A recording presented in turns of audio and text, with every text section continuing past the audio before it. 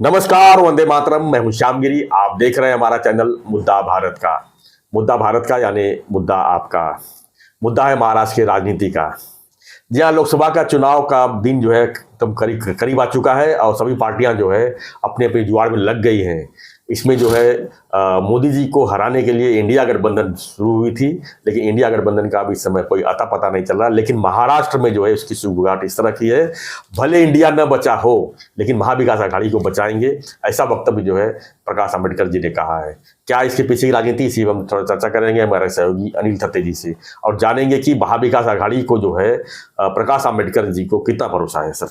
Sir आप कितना भरोसा रख सकते हैं इनके ऊपर कि महाविकास आघाड़ी को बचाना उनका मतलब आप उनके लिए ये मिशन है? सर क्या है ना, आजकल मैं आपको राम जेठमलानी समझता हूँ।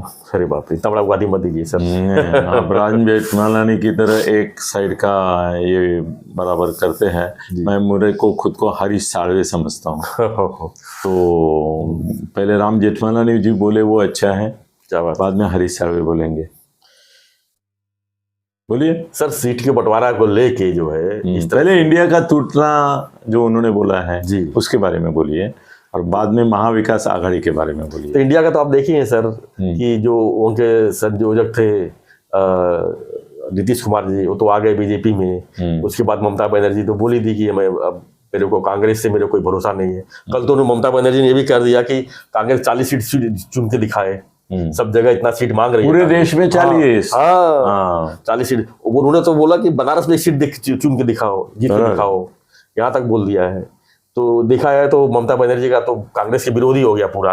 इतना वक्तव्य होने के बाद तो मुझे नहीं लगता कि इंडिया गठबंधन में जो है ममता बनर्जी आएंगी या कुछ हो सकता है। दूसरा सर, क्या आपको ये संभावना, हरीश साळवे आपको पूछ रहे राम जेठमलानी को, कि क्या आपको ऐसा लगता है कि जो क्षेत्रीय छत्रप है जी, वो ये बोलेंगे कि भाई आप बंगाल में हमारी ताकत है, आप बंगाल में मत आइए, लास्ट टाइम भी आपको कुछ मिला नहीं था जी, हाँ, फिर भी हम 2 सीट देने को आपको तैयार है, आपकी लायकी वही उतनी है, आप तो ज्यादा मांग रहे हैं, वो नहीं देंगे हम लोग। लेना है तो 2 ले लो, गप बैठो, नहीं लेना है मत लो, फिर 40 जितनी भी है हमारी वो सब हम लड़ेंगे। तो इसमें ऐसा है कि उन्होंने बोला है कि बंगाल में मत आओ, मेरे घर में मत आओ, मगर हमारा जो परिसर है, हाँ, कॉम्प्लेक्स है हाउसिंग, वहां पे किधर अगर दूसरे राज्य में आपको चाहिए और हमको आप देने को तैयार है तो इंडिया में हैं हम। लेकिन सर बताइए कि पूरे देश में कांग्रेस की कितनी जगह पे सत्ता है? अभी अखिलेश बोल रहे हैं कि हम खाली 11 सीट देंगे 80 में से। तो कांग्रेस उसको कांग्रेस की लायकी क्या है ना भाई, तुम्हारी लायकी के हिसाब से तो ज्यादा मिल रहा है तुमको। सर कांग्रेस अपने आप को उस लायक बता रही है कि मैं राष्ट्रीय पार्टी हूं और मैं जो बोलूंगा वो तुमको करना पड़ेगा। तो यहाँ प्रॉब्लम तो ये भी आ रही है ना सर। सर नहीं आ रही है, वो ये सब जो बोलते हैं ना उसका खोखलेपन उनको ही ज्यादा मालूम है कि हम कुछ नहीं है जी, हम कुछ नहीं है, मगर बोलने में क्या जाता है। तो कैसे ना तोफ मांगोगे।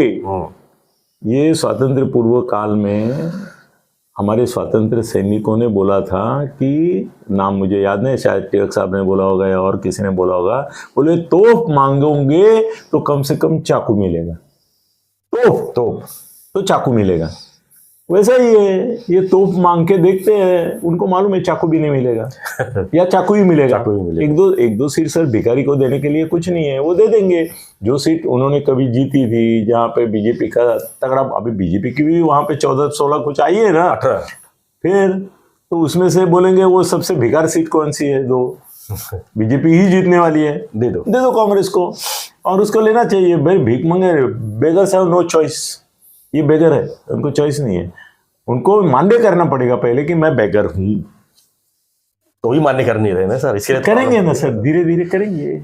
अभी कैसे है ना, सब जगह से थपड़ा खा रहे हैं ना, अभी उनका गया ना वो तुम्हारा इसका झारखंड का गया है ना अंदर, हाँ, फिर झारखंड गया, बिहार का आ गया अंदर इधर, हाँ, तो धीरे धीरे वो बोलेंगे। अभी क्या बोल रहे हैं हम, क्या बोलते हैं, याचक है, भिखारी नहीं बोलते सर। भिखारी को अच्छा शब्द क्या है, याचक, याचक।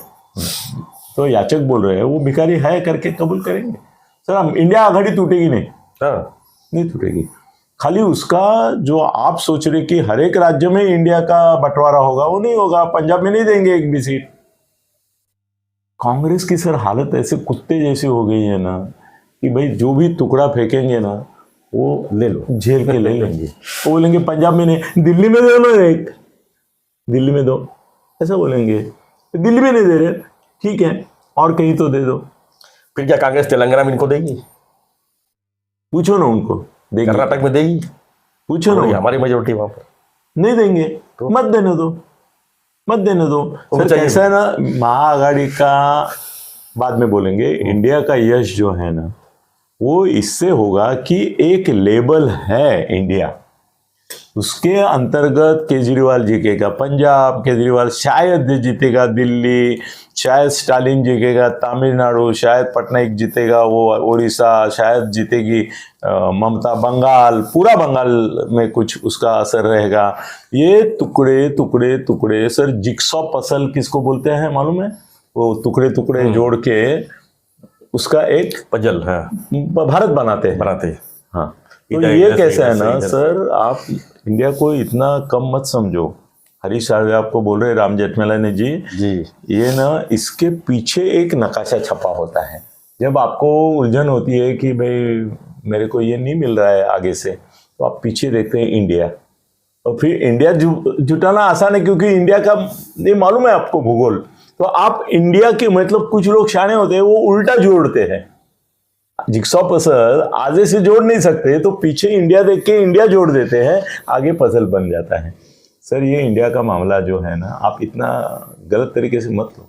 पंजाब जीतेगा मान, पंजाब, दिल्ली जीतेगा केजरीवाल, बंगाल जीतेगी ममता, उड़ीसा जीतेगा पटनायक, स्टालिन जीतेगा, इधर तेलंगाना में कांग्रेस तो है। तो आपको क्या लगता है कि इंडिया गठबंधन को कितनी सीट मिल सकती है और कांग्रेस उसमें कितनी सीट पाएगी? सर टोटल मिला के मेरे ख्याल से 100-150 तक सीटें सब महाआघाड़ी को मिलके मिलेगी।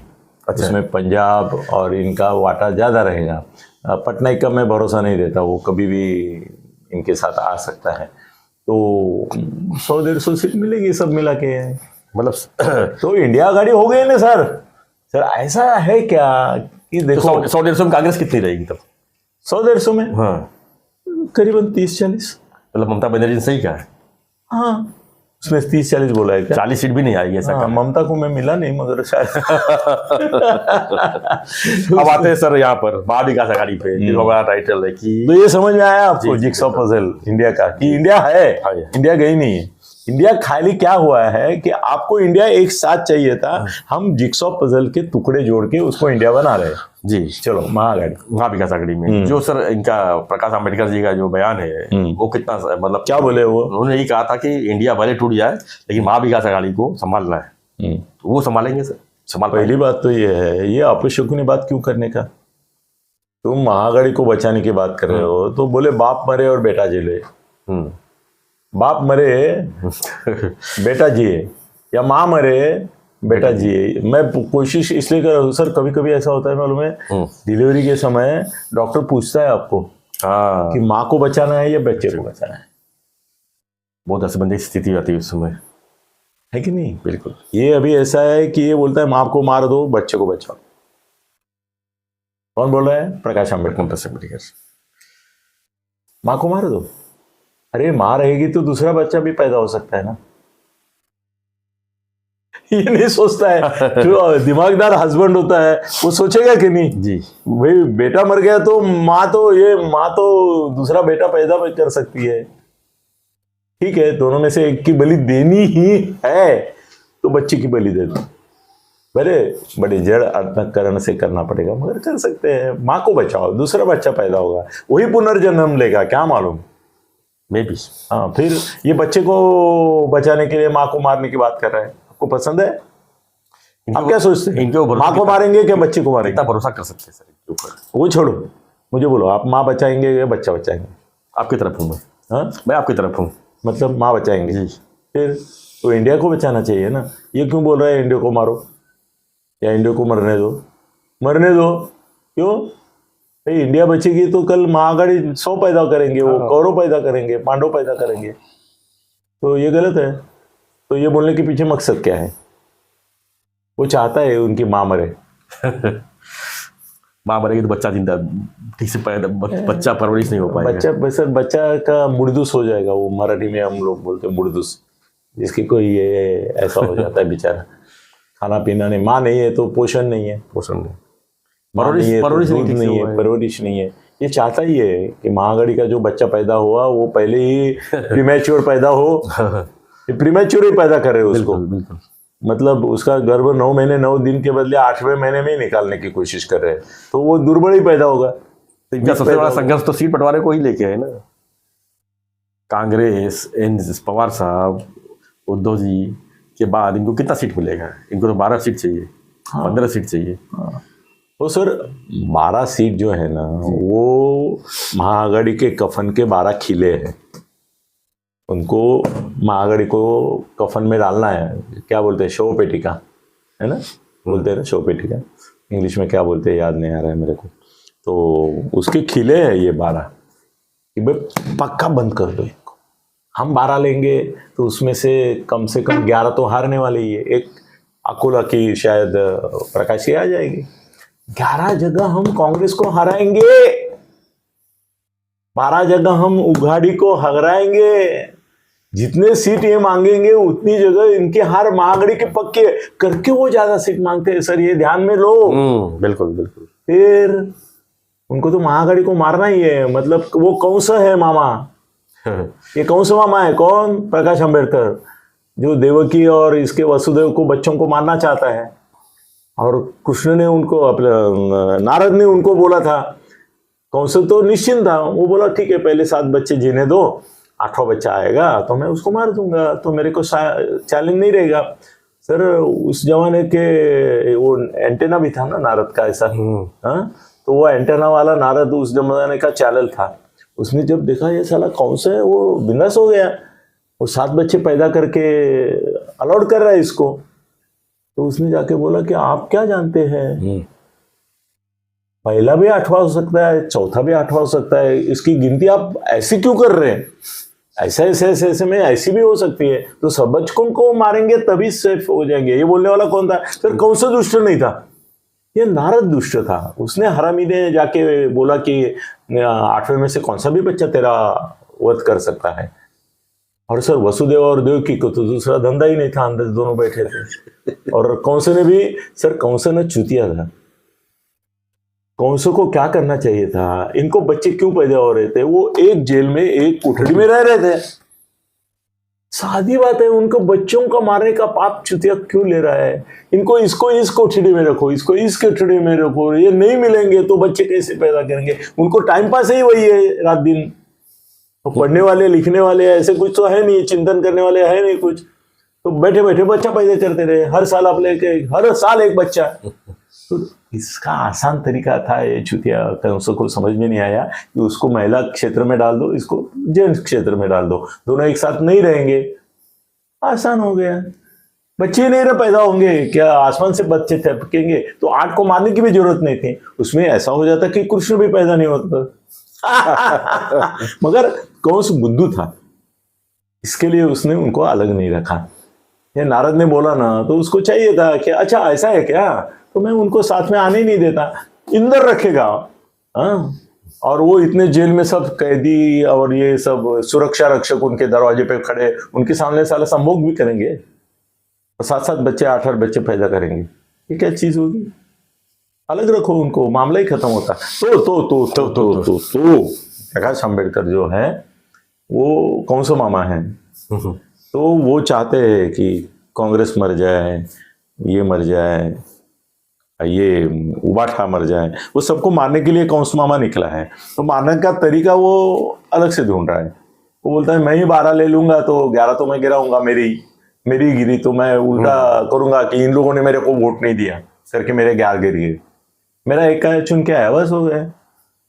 तो जितना ज्यादा मांगेगा उतना नुकसान इनका होगा, और वो मानेगा नहीं जी। वो तो अभी वो कितने शाना है देखो, कि वो पहले बोलता है कार्यक्रम मिनिमम क्या है बताओ, फिर ये बोले कि भाई मिनिमम कार्यक्रम का एक कमेटी करते हैं, तो उसमें ये हम मिनिमम प्रोग्राम करेंगे।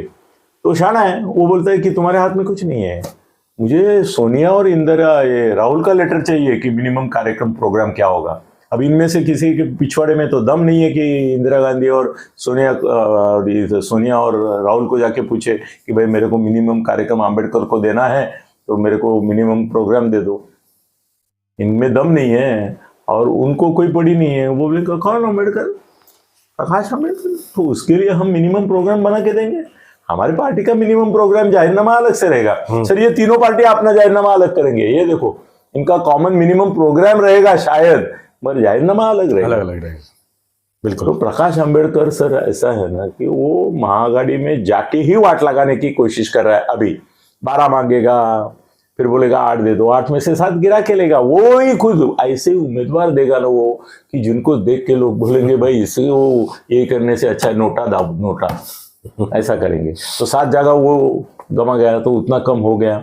और इनके सीट जो है वो अपने वोट जो है वो ट्रांसफर नहीं करेगा, वो ट्रांसफर नहीं करेगा, वो बीजेपी को जाएंगे। तो बीजेपी का ही आदमी है वो सर। तो नीतीश कुमार के बारे में अभी खुल गया है राज, इसका खुलने के लिए इलेक्शन हो जाना चाहिए जी। तो ये महाआघाड़ी का उसको कहीं कौतुक व्यूतुक नहीं है। वो बोलता है कि माँ मर गई तो ठीक है बच्चे को बचाता हूँ, ये बच्चे को भी मारने वाला है। बिल्कुल, माँ को मार के आए, बच्चे को मारेंगे। नहीं, माँ मर गई नहीं है मेरा कहना है जी। हरीश साहब ये बोल रहे हैं कि माँ नहीं मर गई, माँ अलग अलग तरीके से जिंदा है और बाद में एक आ सकते हैं वो। अगर चुनाव में कुछ चमत्कार हुआ तो बोलेंगे ठीक है ना, हम आ जाते हैं एक साथ बनाते हैं, फिर रोज झगड़े होते रहेंगे देश में। बहुत सच ठीक है, वो महाआघाड़ी को बचाना बेचारा कुछ नहीं चाहता है, वो महाआघाड़ी को भी मारना चाहता है और इसीलिए वो वहां जाके गया है। उसका सुपर ही यही है कि या तो अंदर से या बाहर से, अंदर मत लो, तुमको ही वो उनको ही गिल्टी करेगा। तुम अपराधी हो, तुमने हमारे 35 सीट नहीं दिए, 25 नहीं दिए, 12 नहीं दिए, तो हम बाहर निकल रहे। अभी तो सीट तक वो आया ही नहीं है। उसका सच्चा मुद्दा सीट का है। ये कॉमन मिनिमम प्रोग्राम क्या होता है? आज तक किसी गवर्नमेंट ने कॉमन मिनिमम प्रोग्राम आघाड़ी या युति ने पाला है क्या? या हमारे शिंदे साहब और फडणवीस साहब ने भी एक कॉमन मिनिमम प्रोग्राम बनाया है? होता है क्या? कुछ नहीं होता। तो महाआघाड़ी ने किया था, हुआ क्या कुछ? तो इसको कोई मतलब नहीं है, कागज है। असली बात है वो सीट वाटप है, तो उनको भी मारना ही है सर। ठीक है, तो हमारी चर्चा यही थी कि प्रकाश अम्बेडकर जी का जो बयान है कि इंडिया भले डूब जाए लेकिन हम माँ विकास आघाड़ी को बचाएंगे। वो बोलते माँ तो मर गई है, बेटों को भी मारेंगे बाद में। आपकी क्या प्रतिक्रिया इस पर है, हमें कमेंट बॉक्स में लिखिए। क्या प्रकाश अम्बेडकर जी का जो है माँ विकास आघाड़ी में सही में गठबंधन होगा? ये तो आने वाला समय बताएगा। तो ऐसी खबरों के लिए देखते रहिए हमारा चैनल मुद्दा भारत का। चैनल को सब्सक्राइब कीजिए। थप्पे साहब का भी चैनल है, अनिल थप्पे गगन बेदी, उसको भी सब्सक्राइब कीजिए। हम अपने चैनल में इनका जो चैनल का लिंक है हर वीडियो में हम डालते हैं सब्सक्रिप्शन में, आप देख लीजिएगा। तो धन्यवाद। जय हिंद, जय महाराष्ट्र, जय श्री राम।